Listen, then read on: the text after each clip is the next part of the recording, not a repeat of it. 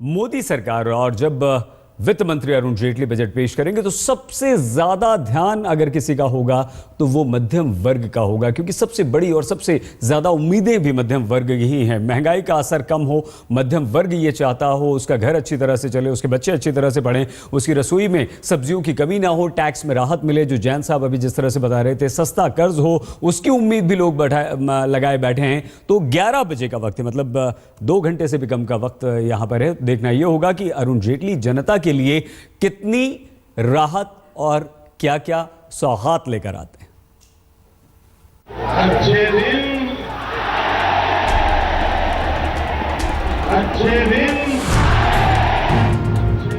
अच्छे दिन के सपनों के साथ सत्ता में आई है मोदी सरकार, और आज उन अच्छे दिनों की आहट सुनने की आस लगाए है देश का मध्यम वर्ग। चाहे कामकाजी वर्ग हो या छात्र, सरकारी अधिकारी हो या फिर घर संभालने वाली गृहिणी, सबको इंतजार है कि वित्त मंत्री अरुण जेटली के पिटारे से उनके लिए क्या निकलता है। घर के खर्च में थोड़ी राहत, टैक्स में जरा और रियायत, और कम हो जाए ब्याज की आफत, कुछ ऐसी ही उम्मीद लगाए बैठे हैं लोग इस बजट से। और ये उम्मीद बेमानी नहीं है। प्रत्यक्ष कर यानी डायरेक्ट टैक्स का छठा हिस्सा वेतनभोगी कर्मचारियों से आता है, और बजट में यही वर्ग सबसे ज्यादा उपेक्षित रह जाता है।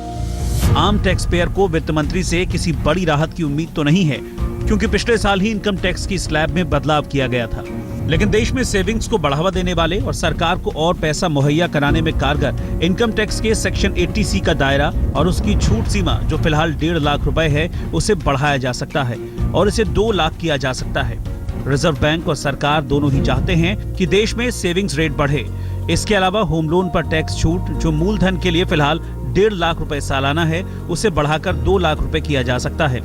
इसके अलावा होम लोन के ब्याज पर सालाना छूट की सीमा, जो फिलहाल 2 लाख है, उसमें भी 50,000 रुपए की बढ़ोतरी की गुंजाइश समझी जा रही है।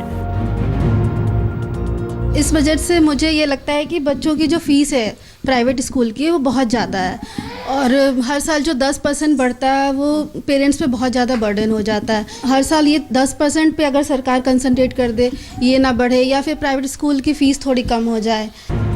मध्यम वर्ग की मुसीबत बढ़ते खर्चों को लेकर भी है। महंगी स्वास्थ्य सेवा और बच्चों की आसमान छूती फीस से राहत की उम्मीद है। छात्र चाहते हैं कि पढ़ाई के लिए मिलने वाले कर्ज के ब्याज को भी थोड़ा कम किया जाए। छात्रों के मुताबिक प्रधानमंत्री नरेंद्र मोदी साक्षर भारत और उच्च शिक्षा पर जोर देते हैं, लिहाजा एजुकेशन लोन की दरों को घटाना चाहिए। एक्चुअली में एजुकेशन इंडिया की सबसे पहली नीड है। शिक्षित भारत होगा तभी भारत आगे बढ़ पाएगा, ये खुद मोदी जी ने कहा था। तो इसमें मैं एक्चुअली में चाहूँगा कि कुछ बजट में ऐसे चेंजेस हों कि एजुकेशन लोन कम किया जाए। आम बजट को लेकर जहां चर्चाओं का बाजार गर्म है, वहीं लोगों को बीजेपी का घोषणा पत्र और आम चुनाव में किए गए वादे दोनों याद आ रहे हैं। अब देखना होगा कि यह आम बजट आम लोगों की उम्मीदों पर कितना खरा उतरता है। आज तक ब्यूरो।